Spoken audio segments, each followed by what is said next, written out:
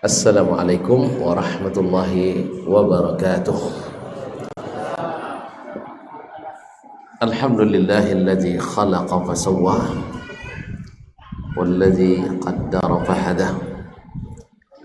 Asyhadu an la ilaha illallah wahdahu la syarika lah jalla wa ala wa asyhadu anna Muhammadan abduhu wa rasuluhul mustafa wa nabiyuhul mujtaba sallallahu alaihi wa ala alihi as-sadati syurafa wa ashabihi al-kiramin nubala ahli as-sidqi wal wafa wattabi'ina lahum bi ihsan ila yaumil jazaa'il awfa.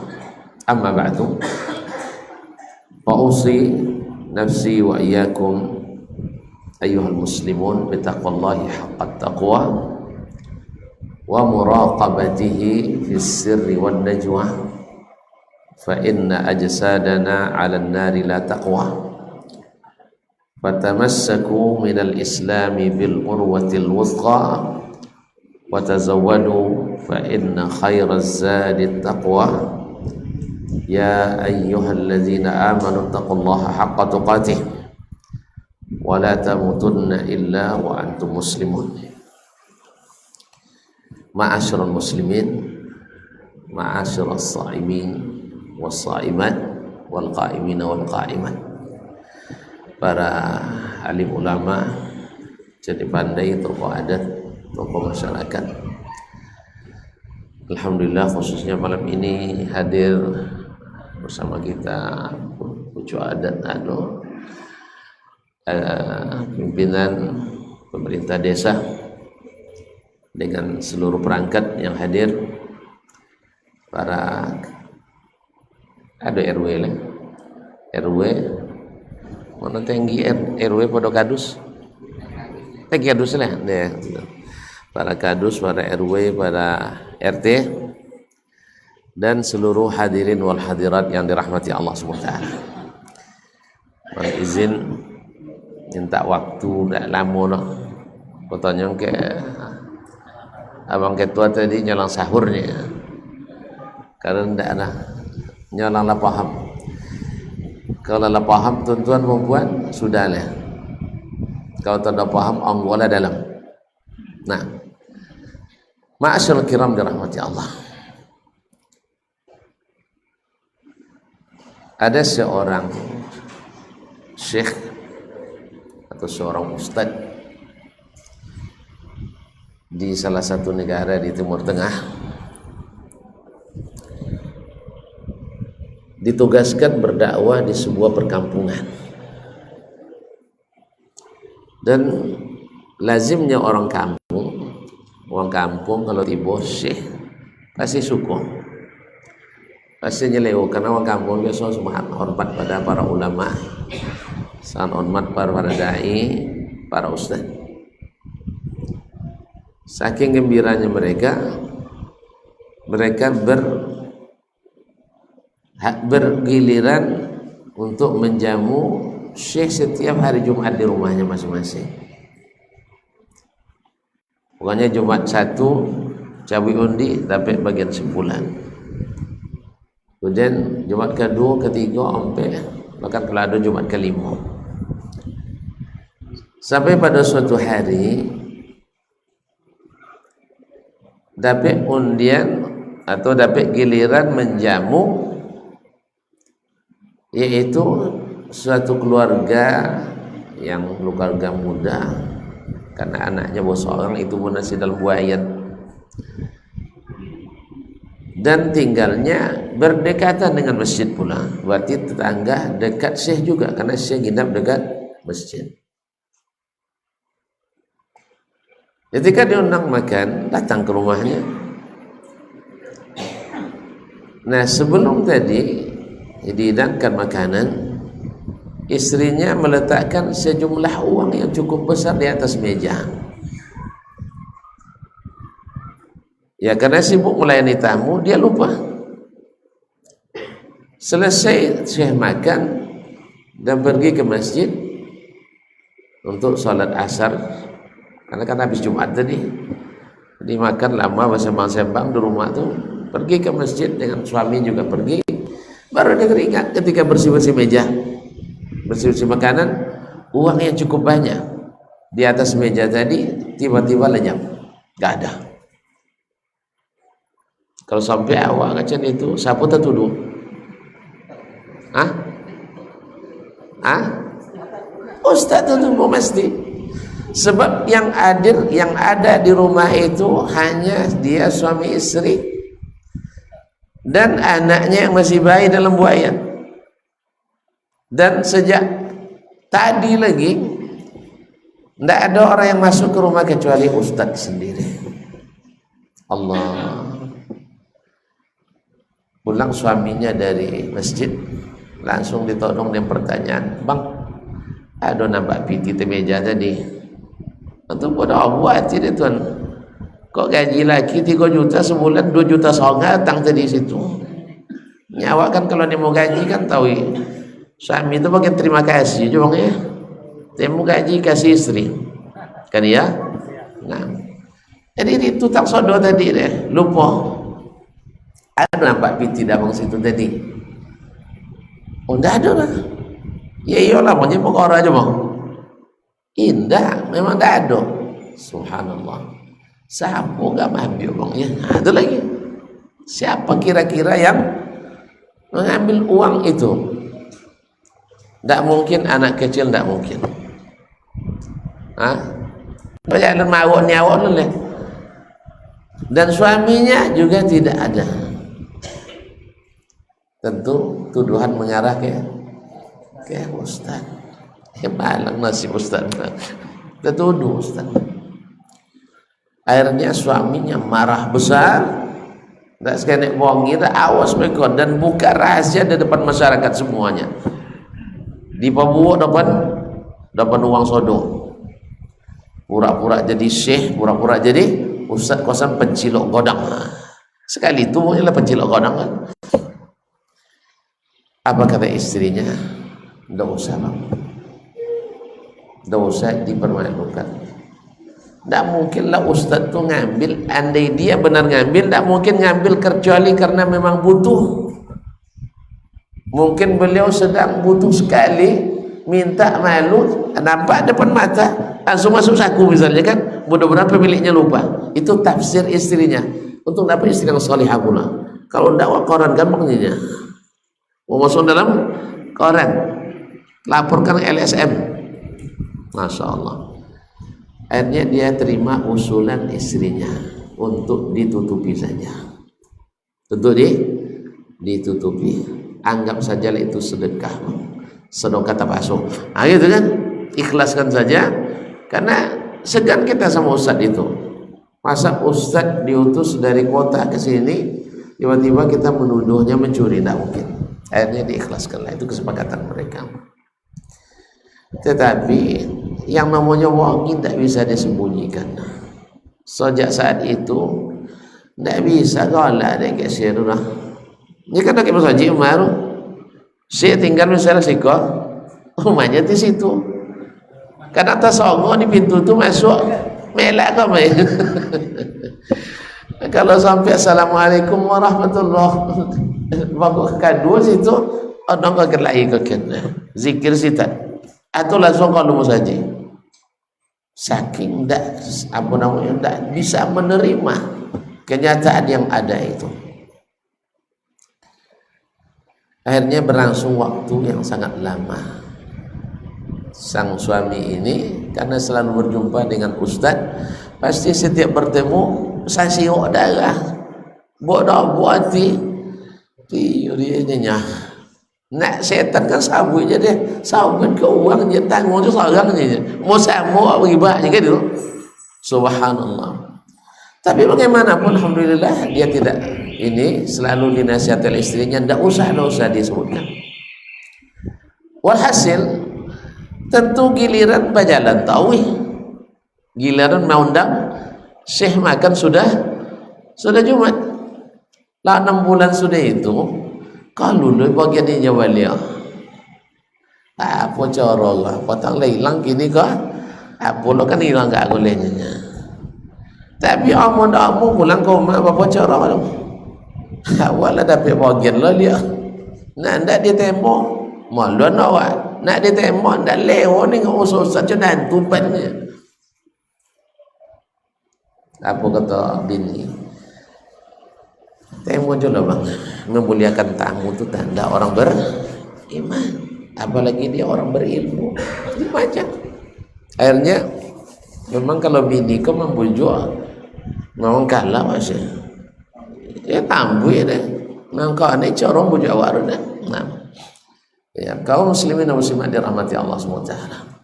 Akhirnya jadilah mereka buatkan makanan.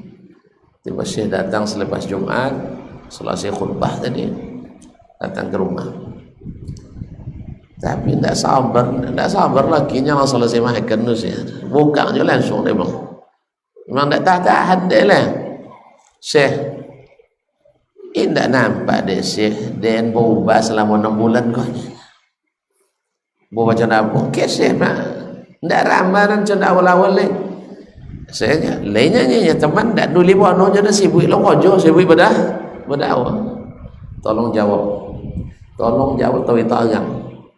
Jujur, jadi simpan-simpan. Apa kata saya? Ya siap, saya akan jawab dengan terus terang, silakan. Apa kata? Inya, Syekh tak apa 6 bulan yang lalu kasih kau saya makan? Iya. Bini dan mantap piti te meja. Ya. Setelah itu piti hilang sodok saya. Siapa ngambil? Apanya saya? Dan ngambil. Ya tak maluan saya ngaku dia nya. Nah. Pokok ini ngaku 6 bulan yang lalu kini ngaku. Subhanallah. Akhirnya saya menangis terisak-isak. Jangan ayu mata wayo le senyanya. Saya mata wayo jono-jono naik bulu lainnya. Kasan pencilok kasannya. Apa kata saya?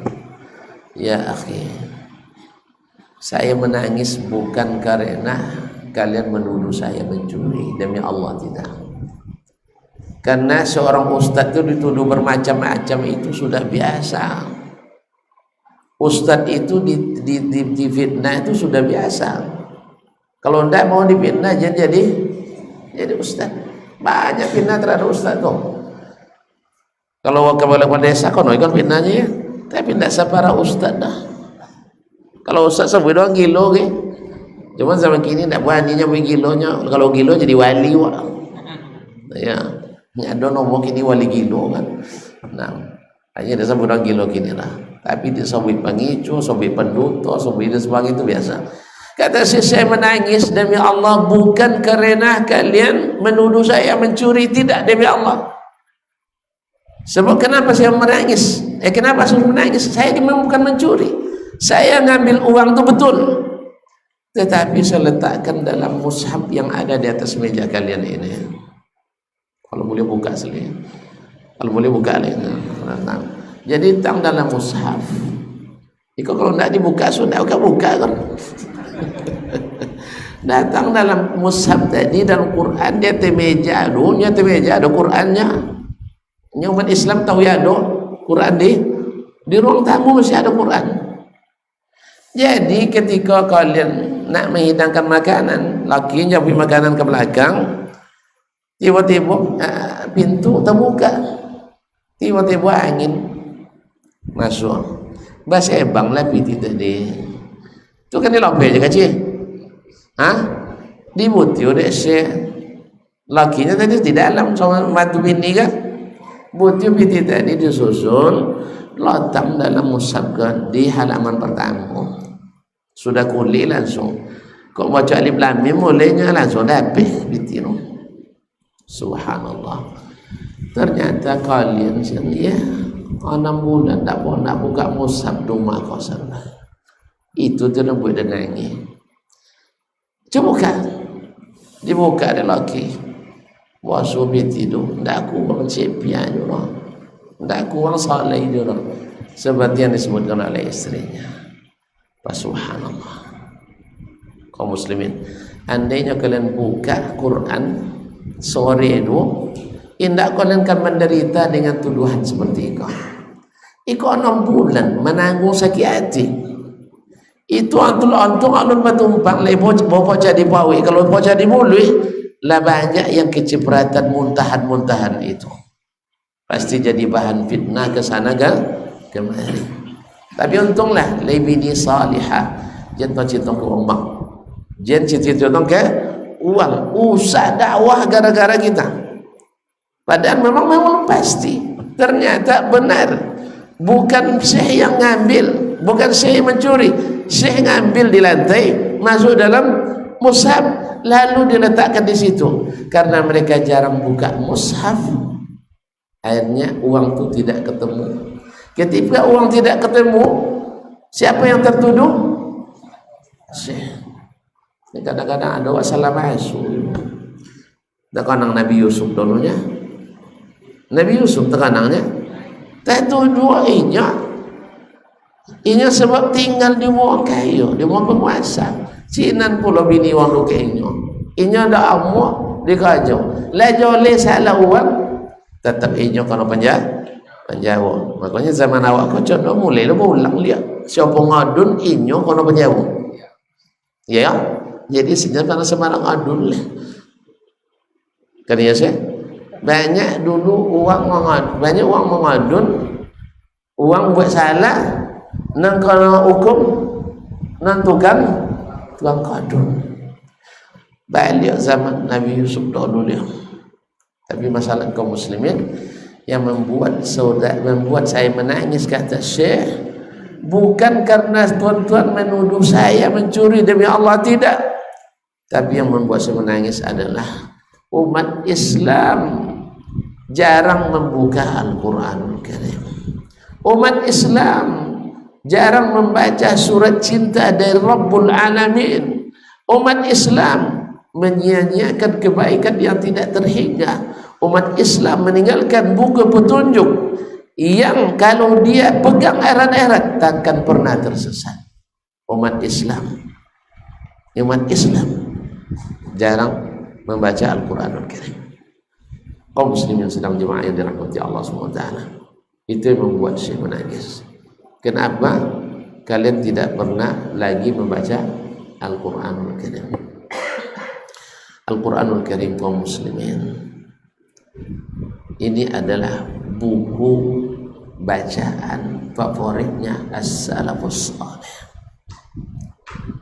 Mereka Al-Quran itu mereka baca setiap hari, setiap saat. Bahkan tidak jarang di antara mereka yang khatam Al-Quran sekali 3 hari. Ada yang khatam sekali 7 hari. Bahkan di bulan puasa ada yang khatam 2 kali sehari. Seperti diriwayatkan dari Imam Asy-Syafi'i rahimahullah ta'ala. Ini rantanya, ada tak di antara awak yang hadir kau tak dia dari rendah dan nak apresiasi nala khatam sekali setiap Ramadan sebegini. Ada, Indo ada nala khatam sekali. Atau janjian piti tersimpan situ dah obel. Hah? Subhanallah. Ada boleh? Masya Allah, anak-anak di pondok 3 hari sudah khatam sekali. Bahkan kemarin ada yang belum hari ke-7, teman-teman. Hari ke-10 ya, kita di Al-Muzan kemarin. Hari ke-berapa? 10. Sudah khatam 3 kali di antara mereka. Kaum muslimin dan muslimat dirahmati Allah. Bagaimana kita mengatakan kita cinta pada Allah?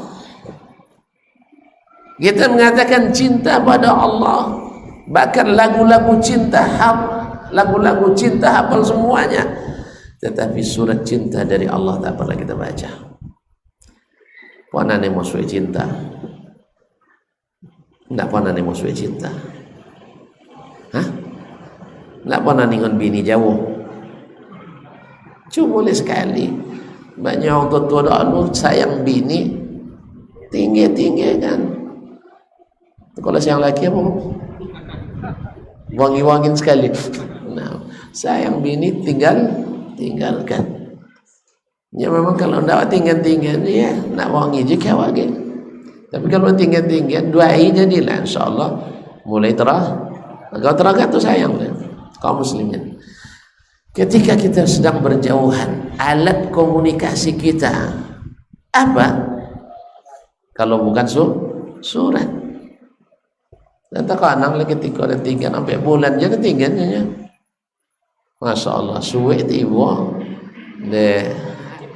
Bab tak tiap minggu lah baca asal ada tu kosong berbuka. Bahkan batang tu meja terbukanya kawan lain sahak Afghanistan soal Maroko tak apa Indonesia kan abang petang situ loh abang petang situ abang tengok tiap hari tu alun baca Quran le itu lo baca dulu laka ala lo cinta Allah deh. Begitulah kaum muslimin. Mustahil kita mengatakan cinta pada Allah tak senang pada Al-Quranul Karim. Jarang mengulang-ulang baca Al-Quranul Karim. Dan tak mungkin kita mengikuti Nabi SAW kalau kita jarang buka Al-Quranul Karim. Dan tak mungkin kita akan menyatukan umat ini dan hati kita menyatu di dalam Islam kecuali dengan selalu membaca Al-Quranul Karim. Ma'asyul kiram dirahmati Allah. Mereka dulu sebelum mengetahui apapun mereka belajar Al-Quran dulu. Kalau kita dah tahu segala apapun Al-Quran tak pandai kita baca. Habis itu kita nak mengatakan saya orang Islam yang moderat, saya orang Islam yang sangat baik, saya orang Islam yang tidak beraliran keras. Gimana tu nak keras dengan Islamnya? Tak ada nafas Islam dalam diri antum. Makanya tidak sedikit orang karena ketidaktahuannya menganggap orang yang tidak berilmu itu orang soleh, tapi menganggap orang-orang yang berilmu dan menyampaikan yang benar itu sebagai orang-orang yang bersikap berlaku keras. Apa sebab? Tadilah 6 bulan Al-Quran tidak dibuka. 6 bulan.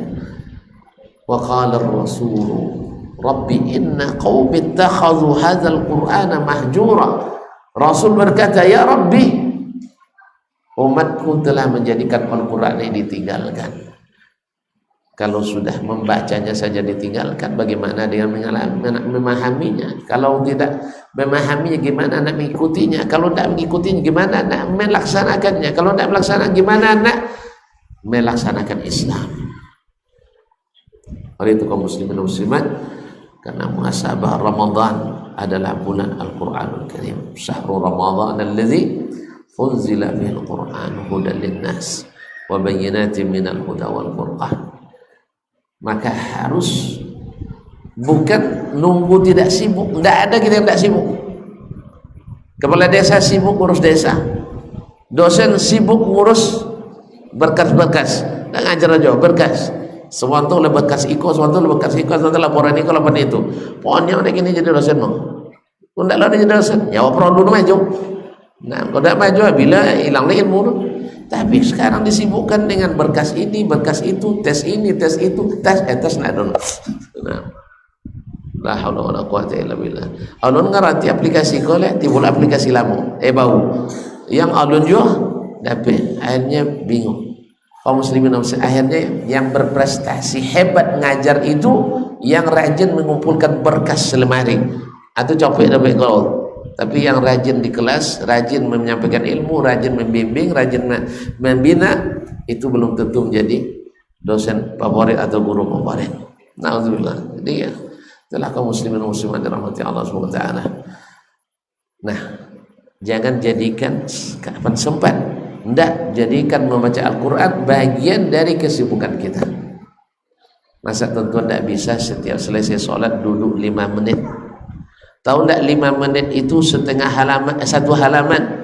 Tahu tidak 1 halaman itu menurut Syekh Abdul Karim Al-Khadir itu tidak kurang dari 5.000 kebaikan. Ada orang nak mengaji awak dalam 5 menit 5.000 rupiah. Ambuhnya 5 minit 5.000. Awak gaji awak apa begini bang? 5 minit pun gaji awak. Bakat tuntang dek saya bang ya, saya batantang. Ada dapat gaji 75,000 sehari. Kadang rumah 1, kadang 150. Ya, kalau dia tak habis 1, pandai gaji pokok lah sehari. Ya, bakat tuntang dah tu. Nah, jadi dia habis bakat tuntang lah. Basi kokek. Nah, jadi kaum muslimin dan muslimat dirahmati Allah SWT. Ini dah 5 menit kita akan dapatkan 5,000 kebaikan hasanah, dan Allah melipat gandakan segala hasanah itu karena satu huruf Al-Quran satu kebaikan. Nah, di satu kebaikan lipat gandakan menjadi 10 kebaikan. Satu halaman itu rata-rata tidak kurang daripada 5,000 kebaikan. Kalau kita selesaikan satu juz berapa halaman? 20 halaman. 20 kali 5,000, 100,000 kebaikan. Kalau bayangkan kalau Allah balaskan berlipat ganda 700 kali lipat. Ini gaji baru baca Quran. Belum lagi kita mengajarkannya, belum lagi kita memahami, belum kita mengamalkannya, baru membacanya. Oleh sebab itu kata Abdullah bin Mas'ud atau selainnya, kalau kamu nak tahu bagaimana level cintamu kepada Allah, lihat level cintamu kepada Al-Quran Karim. Seperti apa tu mencintai Al-Quran, seperti itulah tingkat cinta kita pada Allah. Kalau 6 bulan dah nelpon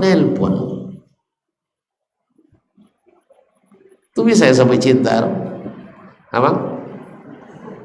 Nah, kok sampai ya bini awak tinggal pemantau ke Malaysia 6 bulan wah, indah ada suwe, indah ada makian, indah ada nelpon. Itu sudah itu sampai tidak ada yang lain di sisiku kecuali engkau. Cayo dah enggak. Saya ada bini onduman tinggal dek laki di situ sebulannya, di teleponnya pas sampai telepon sudah itu pas nak balik kokian balik telepon abang pulang suaknya kan, itu dia nelponnya mau pejiro ngadu ke 3 meter ngadu Ustaz lain nelpon-nelponnya wenya. Nah, kalau Ustaz Asman tu dia jangan diragukan cintanya 3 kali nelpon saya.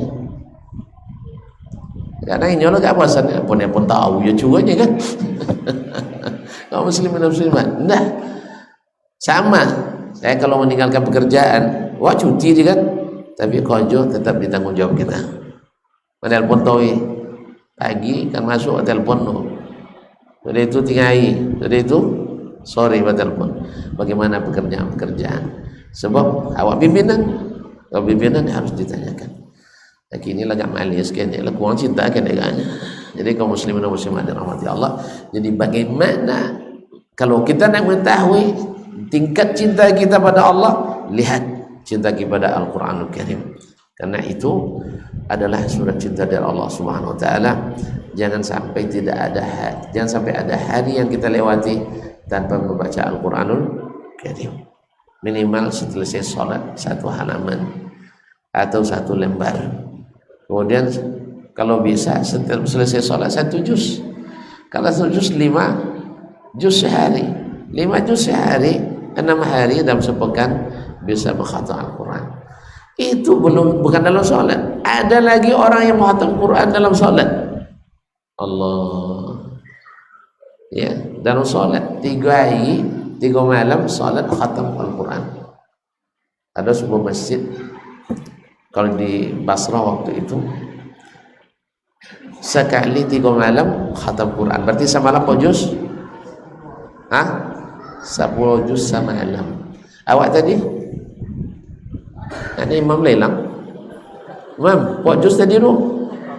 Saya depan geserkan. Alun lapik gatirnya lah dibagai tak ada. Nah, nya kalau biasanya dia pendek ya, nak minta pendek tahu je. Tapi kalau sudah terbiasa panjang. Saya di samping saya orang umurnya 85 tahun. Ya. Awak so pandeknya tak pandek dah. Jadi sebenarnya yang capek itu bukan otot tetapi adalah hati. Kata Utsman bin Affan, andainya benar bersih hati kita mencintai Al-Quran, tidak akan bosan dengan Al-Quran Al-Karim. Semakin dengar semakin indah. Dan kalau dalam keadaan cinta, tidak tahu lah mau tahu gak dulu. Iya. Siapa waktu antri ini mau piti ganti tol potong, tak semua newa. Tidak tahu semua. Bapak ini tidak masalah hujan bataan tu. Tidak tahu songnya dah. Kan dia hanya lebih begitu doa nanti dulu. Tapi kalau satu khatam itu 3 juta kebaikan, dan kita sangat membutuhkan itu lebih dari segalanya.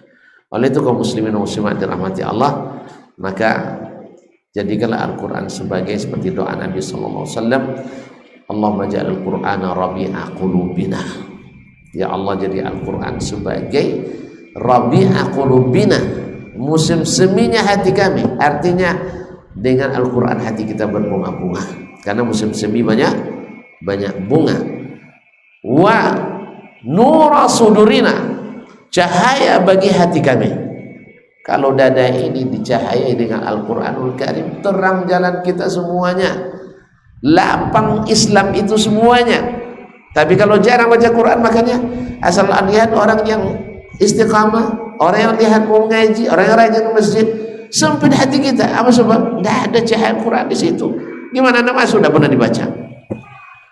Wa jala'ahum minah, dan yang menghilangkan galau dalam hati kami. Maka Nabi SAW menjadikan Al-Quran sebagai sahabat, Al-Quran sebagai obat, Al-Quran sebagai pelapang dada, Al-Quran sebagai petunjuk, Al-Quran sebagai cahaya, Al-Quran sebagai pelepas rindu pada Allah Subhanahu wa Ta'ala. Mudah-mudahan Ramadan ini adalah jalan kita untuk menjemput kembali cinta yang sudah mulai hilang dari hati kita. Cintalah Al-Quran, baca, karena itu tanda cinta kita pada Allah Subhanahu wa Ta'ala. Mungkin demikian yang dapat saya sampaikan, karena waktu yang tidak banyak diberikan. Ya, karena sudah mulai paham-paham depan. Ada mulai buah. Jadi kalau itu kita sudahi sampai di sini. Kata kuncinya cintai Al-Quran. Kalau kita memang cintai Allah Tabaraka wa Ta'ala. Wa subhanakallah bihamdik, asyhadu an la ilaha illa anta, astaghfiruka wa atubu ilaik. Itu tidak ada macam beda protokol sekarang. Ini moderator boleh bertanya. Ya silakan.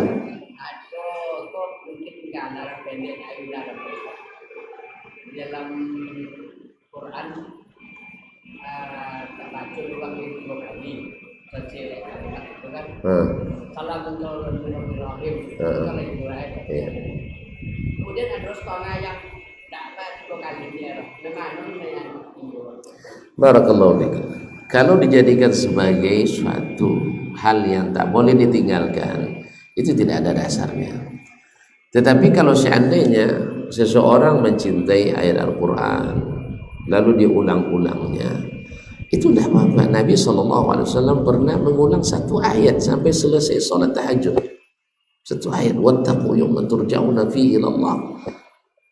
Diulang itu aja dibacanya.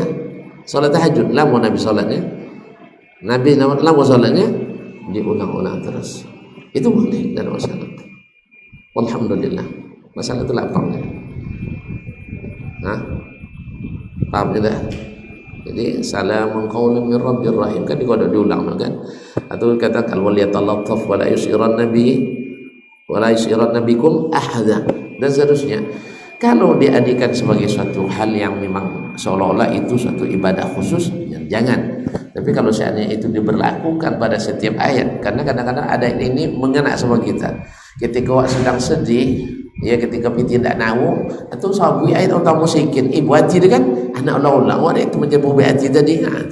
Atau ketika awak sedang kecewa, ya maksud tak tercapai, lalu terbaca pula bagaimana orang-orang dahulu diuji oleh Allah SWT. Lalu kita pun merasakan itu. Orang yang kehilangan anak misalnya, lalu dia baca ayat misalnya Ya ayyuhallazina amanu ista'inu bis-sabri was-salah innallaha ma'as sabirin wa la taqulu liman yuqtalu fi sabilillahi amwat bal ahya'u walakin la tash'urun wa la nabluwannakum bi syai'in minal khawfi wal ju'i wa naqsin minal amwali wal anfusi wath thamarat wa basyyiris sabirin alladzina idza asabatuhum musibatun qalu inna lillahi wa inna ilaihi diulang-ulangnya inna lillahi wa inna ilaihi raji'un inna lillahi raji'un. Atau ketika seorang sedang dosa lalu dalam terbaca olehnya ayat, misalnya ayat terakhir surah Al-Baqarah, waghfir lana warhamna anta maulana fansurna 'alal qaumil kafirin, diulang-ulangnya karena dia menghayati makna itu tidak apa-apa. Wallahu taala alam. Jelas? Alhamdulillah. Baik. Ya. Kau jadi sampai sahur contoh.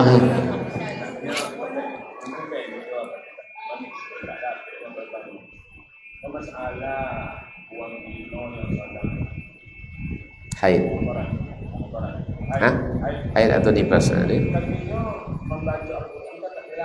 Ya. Mushaf lerang. Ini ada tiga pertanyaan. Jadi ingat tanya jalan, ini kan HP. Jadi dalam HP tadi kan ada ayat Al-Quran. Iya. Yang lengkap sama dengan mushaf itu. Jadi yang pertama tanya, apakah dalam HP itu tidak bisa dihitung ke mushaf? Dan kalau itu mushaf berarti apakah orang tidak boleh membaca dalam HP yang sedang ayat tadi? Baik, barakallahu. Kadang-kadang dalam lemari ada mushaf. Boleh nyomogang pintu lemari itu? Alhamdulillah selesai. Nah, sama pertanyaannya saya nya. Dalam Quran itu kan ada aplikasi Al-Qur'annya. Oh, Al-Qur'an kalau WC kan tidak boleh orangnya kan. Bapak caranya? Nah, oh cara? Tinggal dulu, diamankan doang. Tidak aman dah, diamankan. Nah, lalu saya jawab, apa Al-Fatihah adanya? Apa Al-Fatihah dia nama apa nih? Di otak adanya kan? Itu kalau masuk WC tinggal otaknya. Ya, yang dilarang adalah membuka Al-Quran di dalam WC. Yang dilarang adalah menyentuh Al-Quran atau mushaf. Ada membaca diizinkan. Kenapa diizinkan? Walaupun khilaf dalam masalah itu, ada mengatakan tidak, tapi ada yang mengatakan boleh dengan alasan orang junub kan dilarang baca, menyentuh. Tapi orang haid kenapa tidak dilarang membaca? Dilarang menyentuh saja. Sebab orang haid itu bukan di kekuasaannya. Tidak terserah dia. Pokoknya dia haid seminggu, dia tidak boleh lebih, tidak bisa. Atau dia haid nak 3 hari, tidak ada jarak, tidak bisa kita ngaturnya. Itu Allah berikan, itu takdirnya. Oleh sebab itu maka tidak ada kuasanya untuk menghilangkan. Adapun orang junub itu dia sendiri yang mengadakan, dia sendiri bisa menghilangkan. Selesai junub langsung dia mandi, habis.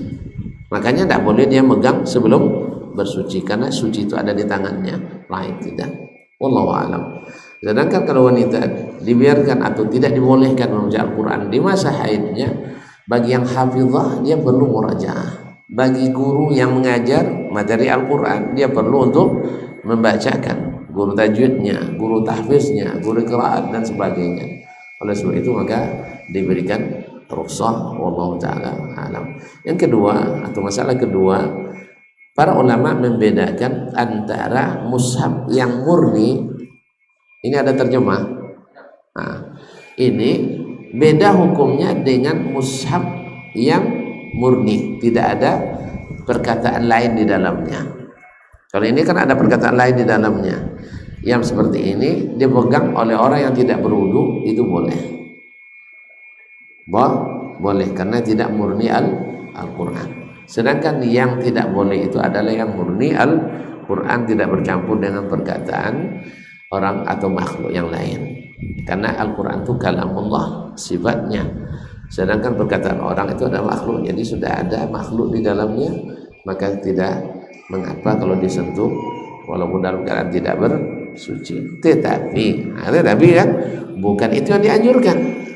Justru dianjurkan selalu dalam keadaan bersuci, sekalipun terjemahan, sekalipun mushaf, karena keadaan paling sempurna membaca Al-Quran adalah dalam keadaan bersuci dari hadas besar maupun hadas kecil. Loh ya, asal tak apa namanya berwudu enggak, lebih baik berwudu, apalagi kita di masjid.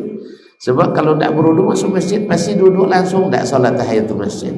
Tapi ketika berwudu kita otomatis kita salat dulu tahiyatul masjid. Yang kedua, kita baru memegang Al-Quran. Tentu kondisi yang suci lebih baik daripada yang tidak suci. Wallahu ta'ala alam. Taib, kerangkanya. Jadi tambah dulu. Nah, terima kasih dan mohon maaf.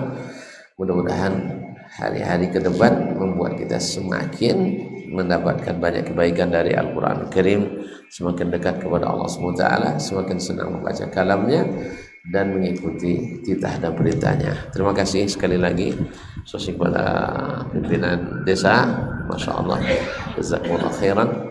Semoga Allah berikan taufik selalu untuk membangun desa kita ini menjadi yang terbaik di sisi Allah, insyaallah. Amin.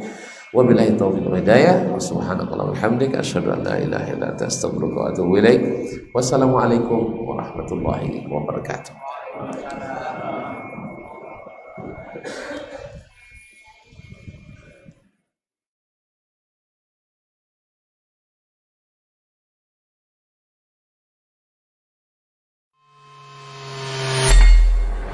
Di para sahabat itu, kaum muslimin, yang terbayang bagi mereka itu adalah infak, yang terbayang bagi mereka adalah sebuah kebahagiaan, keselamatan di akhirat yang kekal dan abadi di sisi Allah tabaraka wa taala.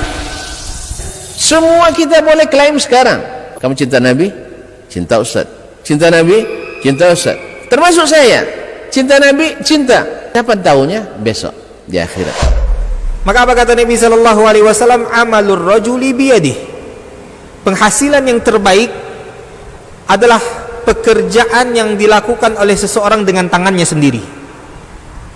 Wa kullu bai'in mabrur, dan setiap jual beli yang mabrur. Ini aktivitas ini membantu saya di akhirat atau akan menyulitkan saya di akhirat? Kalau seandainya perbuatan itu ternyata akan menyulitkan kita di akhirat kelak, tinggalkan perbuatan itu.